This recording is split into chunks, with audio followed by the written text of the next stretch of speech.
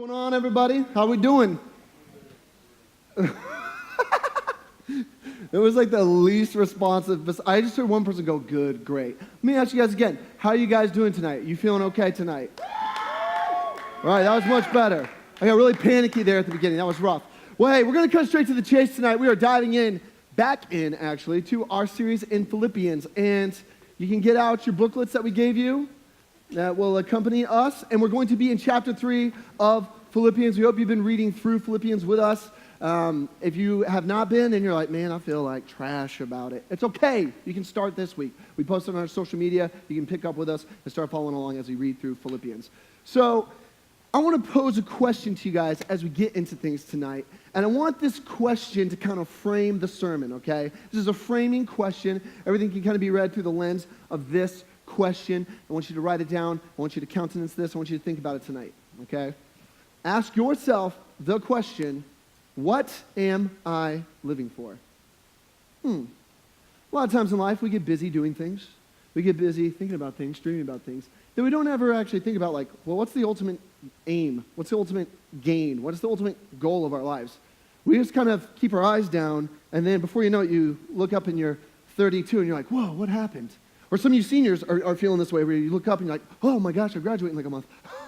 Where'd the time go? And so I want you to ask yourself that question tonight. What am I living for? And then ask yourself this question too. Write it down if you need to. What is my priority? What do I rank as most important? What's the most important thing to me? So you guys are at an auspicious age. You're at a significant time in your life where you are starting to make decisions now about your future. And we've talked about this several times. The decisions you're making now, the ways you're living now, who you are becoming now is going to turn you into who you will become. Seems like simple logic, but people don't think about this. And the trajectory that you have yourself on, the thing you're aiming for right now, if you stay on this path, hopefully that's where you get. But a lot of times people don't have that aim. They don't have that ultimate goal or that gain, and so we kind of live purposelessly. And so I want you to think about that. I want you to start mulling over these questions. Maybe your ultimate aim in life is to get good grades, to get into a good school, so you can get a good job, so you can get a good family, and a good house, and a good car, and be successful. And that's the thing. And that's your ultimate aim. And, well, it's good to have goals. Like, is that going to bring you ultimate fulfillment, ultimate happiness? Is that the ultimate aim? Is that the greatest gain of your life? And that's kind of what we want to look at tonight. And this is what Paul's going to speak into in Philippians. He's going to kind of question, like, what are we living for? What is our greatest priority? Are we making decisions that actually matter? And are we investing in things that last and have eternal ramifications? And so we're going to look at that tonight. And as we get into Philippians 3, we're going to actually start in verse 4. And I want to give you just a little background, a little preface to what's happening here, because we have to kind of put the text in context. Otherwise, we're not going to know what is going on here. And so we talked last week about Paul actually addressing some external conflicts the church was facing. There was this Roman society that was all about achieving great things, and it was all about rivalry and who can be the greatest, and it was all about getting your personal honor and glory. And Paul's like, no, bump that. You should be humble. You should stay humble, and you should actually count or rank others as more significant than yourself. Forget about this external culture that we live in that's telling the church at Philippi how to act. He's like, no, I'm pushing against that. No, we live with humility as we follow Jesus. And we talked about that last week. Well, in this week, in chapter 3, Paul turns his attention from addressing the culture of the day to addressing the church and the internal conflicts. And we learn later in the book of Philippians that there's some beef. Some people have some beef in the church. But there's this bigger problem going on that's actually pervasive throughout all of Paul's letters. Now, I want to make this as short and sweet as I can and kind of give you guys the big picture. But I need to teach you a little bit of something about the early church. And this is maybe stuff you haven't learned before. And as I tell you this, you might go, yeah, but what does that say about my life, Matt? Okay, well, first of all, stop the sass. That was a lot of sass just then, okay? First of all, that. Secondly, when we read the Bible, the right thing to do is understand it in their culture, understand it in their day, and then we, in humility, take what we learn and we apply it to our lives. If I just came in here and was like, all right, here's the 7 things about your life you want to do, and I just say, oh, also a couple of verses. It's not how you approach the Bible. It's not approaching it in humility. And so I need to teach you something that's kind of foundational that will help inform your view of what's going on. You won't understand the conflict in the church if you don't understand a couple of things. Okay, so first thing, lightning fast. The early church came out of the Jewish faith. So the whole Old Testament is about the people of Israel. And so it was a very Jewish religion, and Christianity came out of that. It was like the fulfillment of that. It was the moving forward of that. And so, the first half of your Bible is about the nation of Israel. Jesus was Jewish, born to the nation of Israel. Paul was Jewish, born in the nation of Israel. He was an Israelite. And most of the early converts to Christianity were Jewish. Okay, so cool. They believed that Jesus was the foretold Messiah. When you see the word Christ in the New Testament, it's actually a reference to that. They believed that Jesus was the Messiah, the promised king, who would be the Son of God, who would be one and the same with God, who would live a life that none of us could live, and die a death to cover all sin and forgive all sin for all time. And so the early church was very Jewish, and they believed that Jesus was the fulfillment of the Jewish faith and the moving forward of that, which is great, fine, no problems. But then, as the church expanded, and Paul had a lot to do with this, they started bringing in non-Jewish people called Gentiles. Well, this would be awesome because the gospel is getting out, and Jesus was like, no. What God is doing is not just for the Jewish people, it's for all people. Amen and hallelujah. That's great. That's why we're all in this room today. But there's some conflict that starts brewing because the people, the kind of first Christians, the Jewish Christians, wanted to hold to a lot of their old practices that you read about in the Old Testament. Some of the old laws, some of the old ways you're supposed to eat and wash your hands, and some of the holidays you're supposed to observe. And this thing that they used to do, now to us today it's a common thing, but back then it wasn't. They held very strongly to the belief in the principle, and they get this from the book of Leviticus in chapter 12, that all Jewish people should be circumcised. Okay, I know that's a weird word, and all the eighth graders are going to be like, okay, focus, all right? Focus for 5 minutes, okay? We'll be okay. And so, if you don't know what that is, I can't help you, but it's something that they do to boy babies when they're born, usually on the 8th day. And so the Jewish people, now some of you are going, why is he talking about this? Can we just talk about how I shouldn't do drugs or something in high school? Can we just talk about that, please? Okay, again, we have to understand their context, their worlds. So the Jewish people still held that every single Jewish baby should be circumcised on the 8th day they were born. Well, here's the problem. Do what? Yeah, Jewish boys, sorry. Yeah, Jewish boys, sorry. Yes, thank you. That they should be circumcised on the 8th day. Well, here's the problem. Back then, Gentile people were not circumcised. So that means they were grown-ups, and they didn't look the same in that way as Jewish people. So you could be like, well, that's fine. We can just be different. That's totally okay.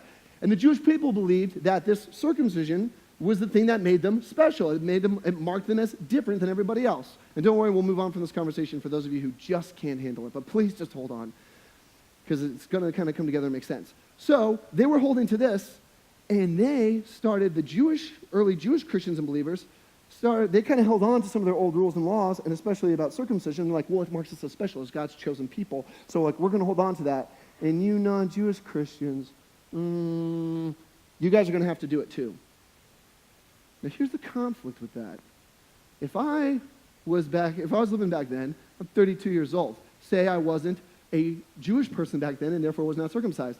As a 32-year-old man, I'm not going to show up to church and be like, hey, can I join? And they go, yeah, sure. You have to get circumcised, though. I would probably be like, is there a written exam I can do instead? Is there something else I can do? Can I pay someone off? Is there something I can do instead? You know what I'm saying? This was kind of a turnoff to non-Jewish believers. And this is a huge problem because, think of the population of the world. So I guess the only people that can be Christians is this smaller group of people. Because, again, this was scaring people off, from non-Jewish people off from joining the church. And Paul, he was not about this life. And so, again, to try to put it into the context of today, okay? It'd be like if someone gave an altar call, and they're like, with every head bowed and every eye closed, if you'd like to follow Jesus, raise your hand. And, hands would go up, and you'd be like, okay, now if you'd like to get to the front so we can circumcise you, raise your, come on up. You'd probably be like, what? What was that? I like the first part. What was the other part? What was that? I'm not into that. And so it scared people off, and Paul realized this. And what happened was, these good things that God gave the Jewish people in the Old Testament, they held on to them, which again wasn't inherently evil. There was nothing bad about that. But what they started doing is taking these things and kind of using them as a platform so that they could look down on non-Jewish people. This is a problem. And Paul did not like this. So there wasn't unity, there wasn't harmony. In fact, there was division and there was factions. So here's what Paul's going to do. Because of this, we had to get past that conversation, but do you guys understand what the problem with that is, right? Okay? So if I'm a guy trying to join the church, I'm probably going to be freaked out because if he's like, come down the aisle. Okay, now you're going to get circumcised. I'd be like, run the other way. I'm not into it. And so Paul is going to address this division between the people, address this one group of people looking down on another group of people. And so here's what Paul's going to do as a Jewish guy. He's going to give what I call Paul's resume, all right? And Paul is going to step in, and this is a form of argumentation back then, where Paul is going to argue from authority, from a place of authority. He's going to call out these people who are kind of standing on the rules and traditions. What he's going to do is be like, I see your rules, I see your traditions. Guess what? I'm more than you. I've done all that better than you. And Paul's going to kind of get chesty here because he's being defensive of these people who should be welcomed into the church, but instead are kind of like, they're kind of being looked down upon, judged, and they're kind of being pressured to hold to all these rules, and especially some of these like more serious commitments. And so this is what Paul does. He starts to boast. Chapter 4. Let's throw it up there.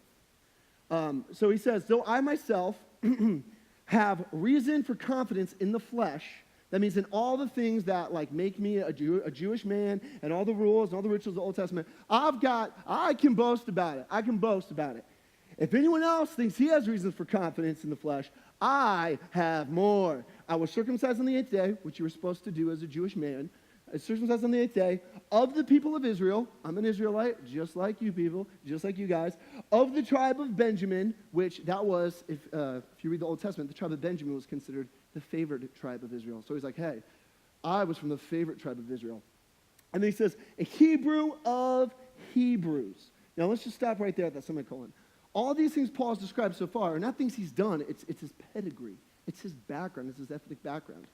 So he's talking to this group of people, and he's like, so you guys think because of the fact that you guys were circumcised on the 8th day and that you're Jewish and that you're Israelites, you think you can look down on these people that aren't in the church. That's not okay. Listen, I'm like you, all right? So, like, you should listen to me. And again, Paul's making this argument so that they'll listen to him. And then Paul goes on to show them what he's done. So this first part is kind of like who Paul is. Now he's going to talk about what he's done. And Paul says this. He says, as to the law that they were supposed to keep, he's like, I was a Pharisee, okay? I did it right. If you don't know what a Pharisee is, a Pharisee was someone in these days that held really faithfully, really obediently to the law of the Old Testament and who followed the Lord faithfully. Now, if you grew up in church, you see the word Pharisee and you're like, oh, they're the bad guys. No. Some of them were. Some of them actually followed Jesus. They were just really religiously devout people. So Paul's like, check it. I was the most devout. I was like really respected. People looked to me as an example. It's almost like he was like a pastor or something. And then he says, as to zeal, which means like passion and commitment, he's like, man, I persecuted the church. I persecuted those guys. And as to righteousness under the law, I was blameless. And that essentially means Paul's like, hey, listen, I kept every little rule. I did every little thing I was supposed to. I'm just like you. So therefore, we can talk, okay? Paul, again, this is a form of argumentation back in this day, where Paul has to boast. He kind of has to make himself an authority. This is called an argument by authority, an authority so that he can talk to these people. And what he's doing is, as he's talking, these people, these early Christians, these Jewish Christians are probably going, okay, cool, oh, yeah, okay, oh, okay, yeah, okay, so you're in. Okay, we get it, you're committed. Then Paul's going to flip the script on them, and he's going to change it up.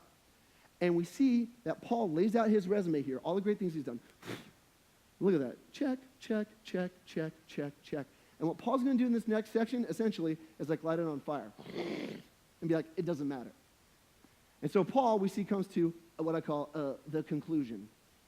And in the conclusion, we see this in verses 7 through 8. And it says, but, what? And so that's a transition word, but. Whatever gain I had, I counted as loss. All the things I did, all the ways in which I was like the most devout Jewish person ever, I count all that as loss for the sake of Christ Jesus. Indeed, I count everything as loss because of the surpassing worth of knowing Jesus Christ, my Lord. Now let me unpack a few things for you here. First of all, the word gain here and loss is used a lot. These two words are used a lot.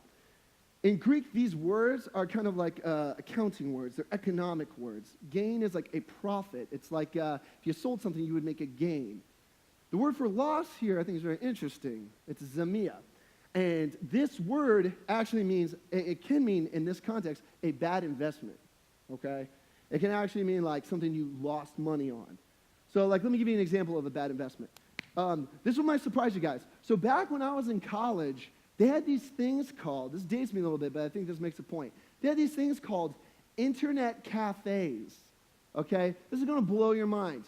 And at internet cafes, they would set up like a coffee shop and you could sit down there and you could plug in and use their internet. That's right, you could plug in and use their internet. And this was before you had Wi-Fi everywhere. It was before, God bless it, we all had cell phones and we could have the internet on our phones. And so people spent lots of money investing in internet cafes. And in fact, where I lived and went to college, they had an internet cafe. And someone probably spent a lot of money on that. Well, like 2 years later, the first iPhone dropped, and then Wi-Fi started becoming a thing. And so now people looked at it and they're like, why would I go to an internet cafe? I can use the internet sitting on the toilet at a 7-Eleven on my phone. Like, why do I need to come to your cafe? That's a dumb investment. And so that's a bad investment. That's not a worthwhile thing. It didn't have very much value. And that's kind of the economic word that Paul's using here. Everything Paul thought was gain, was profit. All the things he was doing that he thought made him a good person, a religious person. He's like, I thought that was going to gain, but honestly, that was a bad investment of my time and efforts. That was a poor investment. That did not pay off because I know what's better. And then Paul starts to use these words like counted as loss. And he talks about the surpassing worth of knowing Jesus Christ. And what's really interesting is these words that Paul uses, he uses them very strategically. Paul's a brilliant writer. He's a smart guy. And he actually used these two exact same words in the passage we looked at last week in Philippians 2. And to kind of backtrack, in Philippians 2, Paul says, do nothing out of rivalry, do nothing out of empty glory, but in humility, he says, count others as more significant than yourself. Well, the two words he uses here, he says, count others more significant than yourselves. The word count we talked about 2 weeks ago, we talked about how that actually means rank or prioritize as surpassing or having greater value. Paul essentially says the same thing here, and I've kind of stacked the verses up so you could see this. Last week he said, do nothing from selfish ambition, rivalry, or conceit, empty glory, but in humility, count or prioritize others more significant than yourself. This week, Paul's using the exact same words there in blue. He's essentially saying, this is kind of a summary of the verse that we just read, have no confidence in the flesh, but rank or consider Jesus as more significant than anything. So Paul's getting back to this whole ranking thing, and he's like, hey, I'm going to use the exact same words. I want you, compared to all the stuff that I did that was a bad investment, that wasn't worthwhile, now I rank Jesus as more important. I rank or count Jesus as having more and significant value. And so Paul's changing the way his value system, he's changing the way he views the world, he's flipping the script, he's changing his mind. And so then Paul gets into the recognition of the most important thing. So let's go back to the verse there. And the whole verse, the whole passage leads up to this moment. And he talks about knowing Jesus Christ. For Paul, this is the central thing. This is the most important thing, is knowing Jesus. Yes, he's got this long resume of things that made him and his Jewish religion made him very holy and very righteous. But he's like, you know what? That was a bad investment of my time and efforts. That's actually not as good as knowing Jesus. And for Paul, focusing on this, write it down if you gotta. The most important thing, the priority, the thing he is ranking higher than anything else, is knowing Jesus. And he grew up in this religious system, but he didn't know Jesus. And maybe you have grown up in church, and maybe you have spent years in the church, and maybe you've done all the right things, and you've said all the right things, and you have this resume like Paul where you can just check a list, but maybe you don't actually know Jesus. And maybe that's a word for you tonight. Maybe you need to kind of check yourself and say, do I really know Jesus, or do I kind of know about Jesus, or I've just been in church or been kind of religious my whole life? And so Paul says this is the greatest thing, knowing Jesus. Then Paul, like any good pastor, will go on to repeat what he says in a way that emphasizes his point. And this is where Paul kind of gets in. This is where Paul kind of goes next level. So let's throw the verse back up there. Oh, it's already up there. Hey. So he says, for his sake, for the sake of Jesus, I have suffered the loss of all things, and I count them as rubbish in order that I might gain Christ. So Paul talks about, okay, not only is Jesus my priority, not only is he my ultimate aim and my greatest gain, but I've actually sacrificed everything for Jesus. And you know what? It's worth it. And then, look at this word. He says, for his sake, I have suffered the loss of all things and counted them as rubbish. Okay, let's just be real for a second. Who uses the word rubbish anymore? That's right. If you raise your hand, you're a liar. No one uses the word rubbish. You're not going to be like, hey, how's that new movie? Bro, that was straight rubbish. Like, no one talks like that anymore. You know what I'm saying? Hey, how's your food? How's your food? It's rubbish. Like, no one talks like that. This word's ridiculous. So I want to teach you what this word is in Greek. And quite frankly, it might take you by surprise, okay? So the word for this in Greek is skubalon. All right? Skubalon. Everyone say skubalon. And here is the interpretation in Greek. This is not made up. This is not exaggerated. I'm not fabricating this. If this offends you, I'm sorry. Poop. This is the word that Paul uses. Now, some of you are like, that is so irreverent in church. Well, tell that to Paul because that's the word he used. It means poop. Paul is essentially saying, all the things I did that I thought made me a great person, all the things that turned out to be honestly bad investments of my time, that didn't lead me to Jesus or lead me to knowing Jesus anymore, you know what? It was a load of crap, honestly. It was a load of crap. Now, Paul says this for two reasons. One, to emphasize his point. Two, he's using what's called hyperbole, okay? Maybe you've learned about this in English class. Hyperbole is just an overdramatic statement to make a point. So if someone's hungry, what do they say? They're like, oh, I'm dying. I'm going to die. Feed me. Okay, and you're like, you're not going to die. Just chill out. You had a sandwich like 20 minutes ago, okay? You're fine. Or like, I don't know, if my wife sees something cute, she'll always be like, oh my gosh, I die. I'm like, obviously she's not dying. You know what I'm saying? This is just hyperbole. Or like sometimes if nothing's going right, I'll just like, and I'm working on something, I'll just be like, oh, I hate everything. I don't really hate everything. This is just hyperbole, okay? This is what Paul is doing here. So Paul's not looking back on all the stuff he did, and it's not all inherently bad. Like Paul being Jewish is not bad. A lot of the festivals that he observed and the holidays and the things he did, they're not inherently bad. They're not inherently evil. But compared to knowing Jesus, he's like, oh, compared to that, it's not even close. I rank that as higher and value. That's crap as far as I'm concerned. And so, like, we could see that in our lives. We could chase so many things. We can view so many things as important. We could do things that we're like, oh, this makes me a really good person, okay? But really, Paul would be like, no, dude, that's just like, that's poop. Like, it doesn't compare to knowing Jesus. And then Paul transitions, and he ends with this part. I love this. He says, that I may or might gain Christ. The greatest good for Paul is knowing Jesus and following Jesus. And so that's why it's kind of the bottom line I want to operate with tonight. I feel like if Paul was here, he would say this to you. Make following Jesus your ultimate aim and your greatest gain. As you're going through life, as you're in these moments in life, in this stage of life where you're trying to figure out what's next, I would say your ultimate aim and your greatest gain is knowing Jesus. And that's what Paul would tell you if he was up here. And what we see at the end of this is Paul has totally redefined and reprioritized his life. Where he did all this other stuff that he's like, making me a good person. I'm better than all of you people in the church that are being kind of judgmental about this stuff. I was more so than you. And he's like, and guess what? It wasn't as important. Comparatively to knowing Jesus, it's a load of crap, which would have offended people. But Paul did not want this sense. He didn't want this disunity in the church. And he did not want one group of people looking down, turning their nose up at another group of people. No, he wanted unity. And he wanted people to start thinking about what they lived for and what they prioritized. So we circle back to our question we started with. And I want you to ask yourself this question. This is the part of the sermon I want you to kind of turn it inward and look inward and consider this. Ask yourself, what am I living for?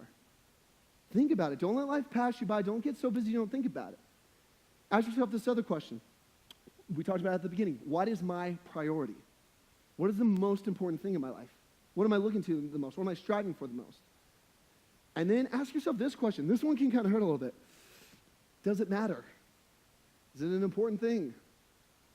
And then, this is one we often don't think about. Will it last? Or does it have any kind of impact, a lasting impact, whether here or in eternity? What are the ramifications of it?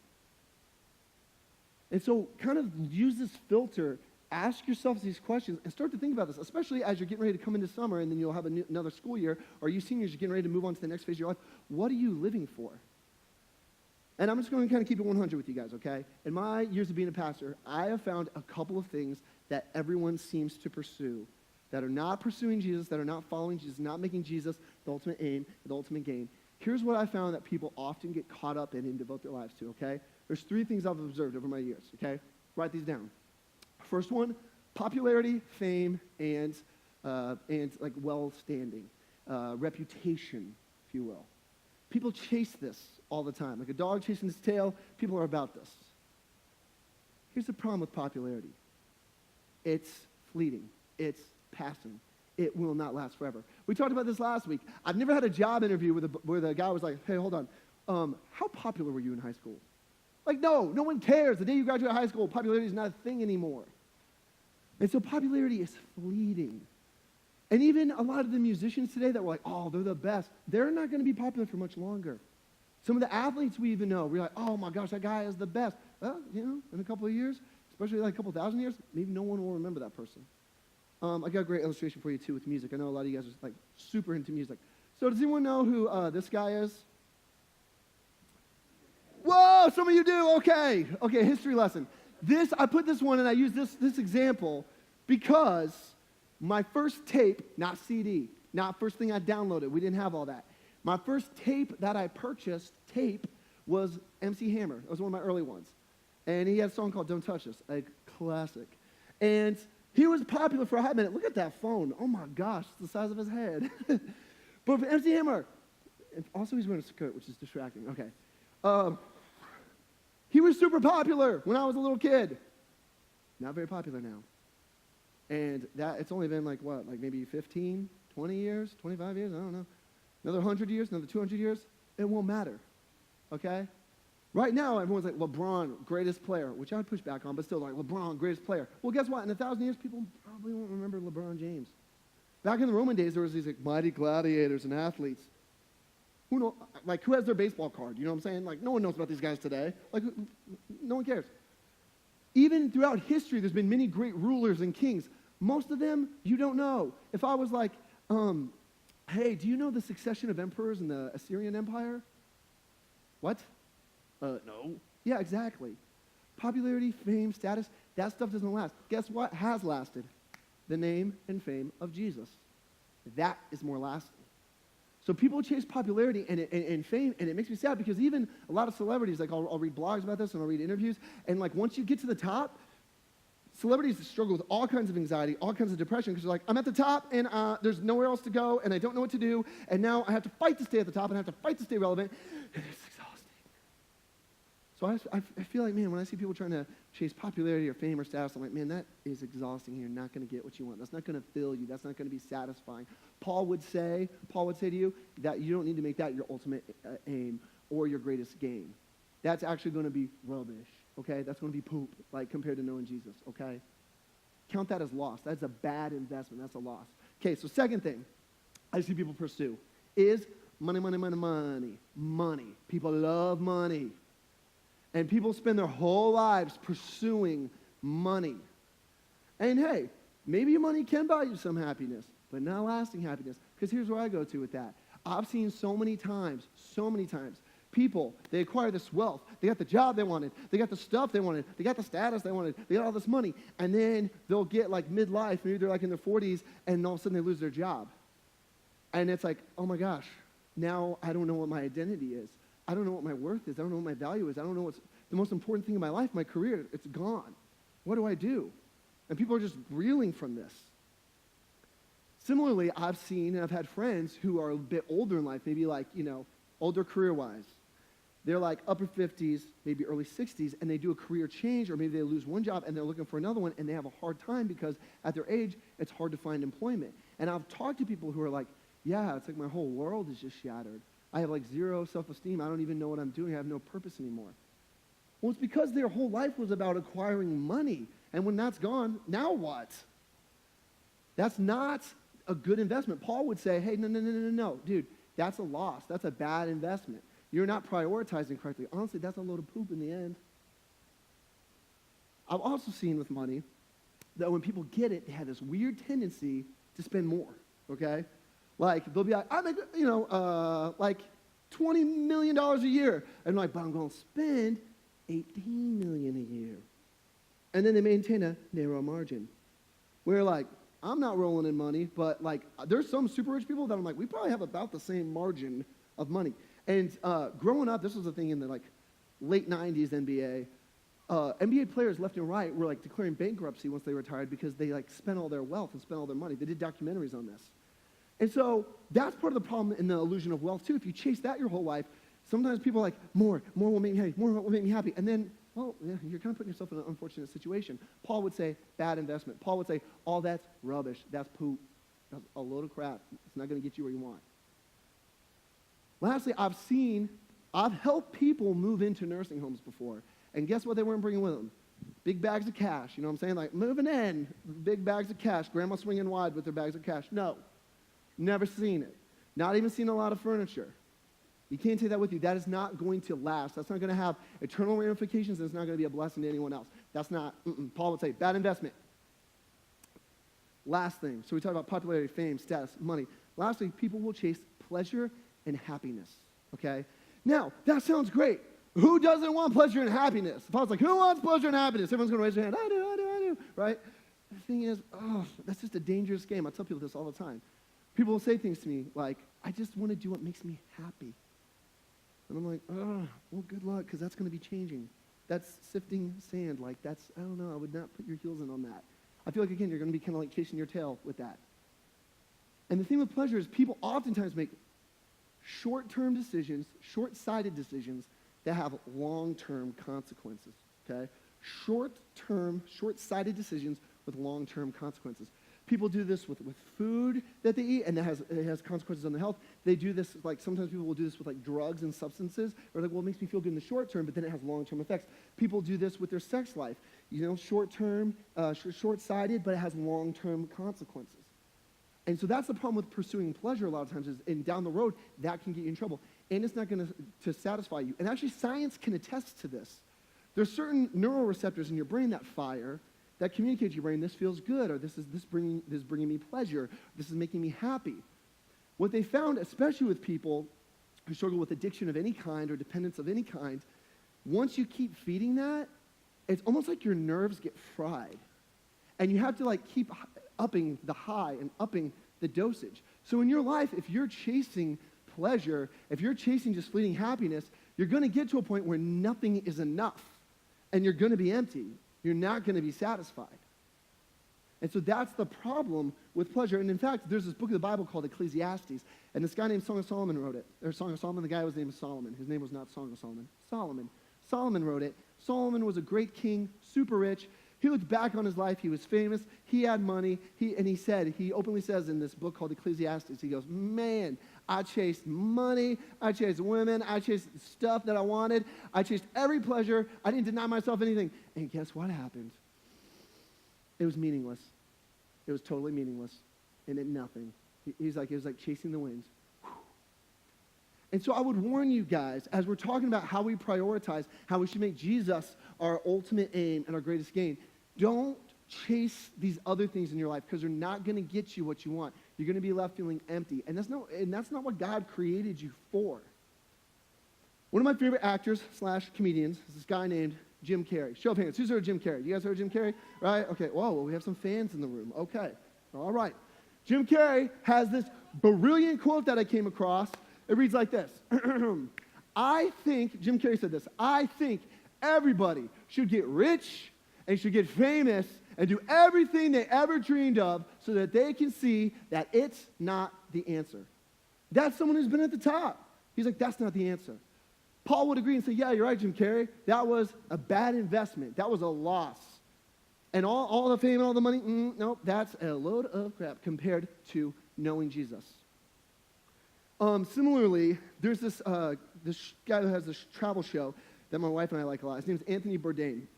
Has anyone heard of him? Anyone ever watched the show? Travels around the world, love it, okay?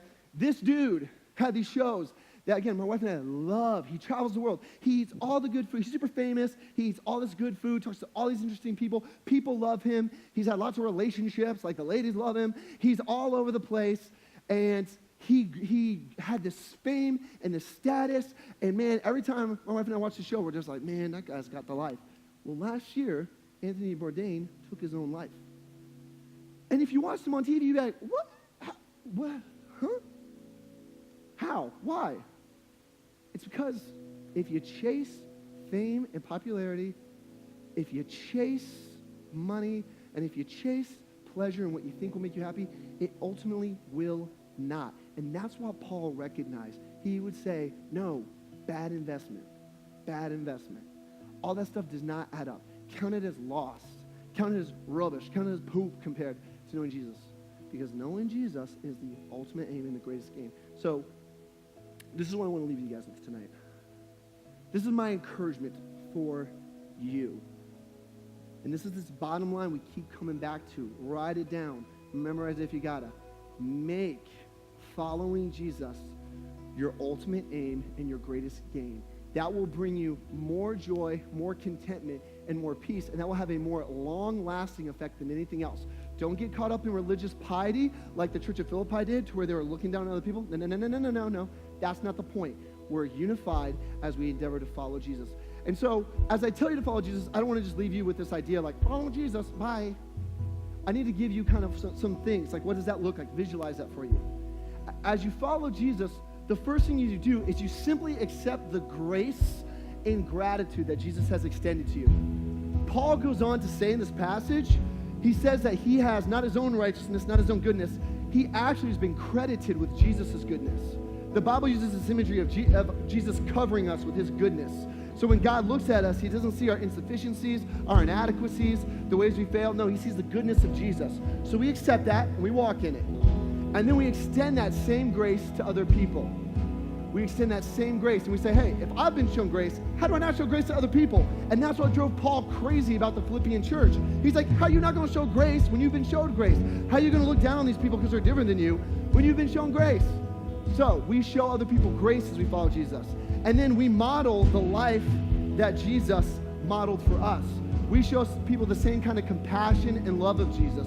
And then we go and make other Jesus followers. And I can tell you, as someone who's done this for years, this brings you more joy and more contentment and more peace in your life and has a greater ramification, greater significance than anything else should do. So as we end here tonight, may we not find our confidence in our achievements. May we not find our confidence in our resume that we have. May we not find confidence in popularity. May we not find confidence in wealth and the pursuit of money. May we not find confidence in the pleasure or happiness that we seek. But rather, may we find all of our contentment, all of our identity, all of our security, all of our purpose, all of our priority in Jesus. And may we find that, all of that in Christ alone, not in ourselves or what we do. And may we find our strength. May we find our hope. May we find our help. And may we find our peace in Christ alone. May we find our solace. May we find our peace of mind. And may you find your fulfillment in Christ alone. And as we leave here today, make sure you walk out these doors with a new sense of purpose, that you make Jesus your ultimate aim and your greatest gain. Grace and peace to you, Sublime. We love you guys.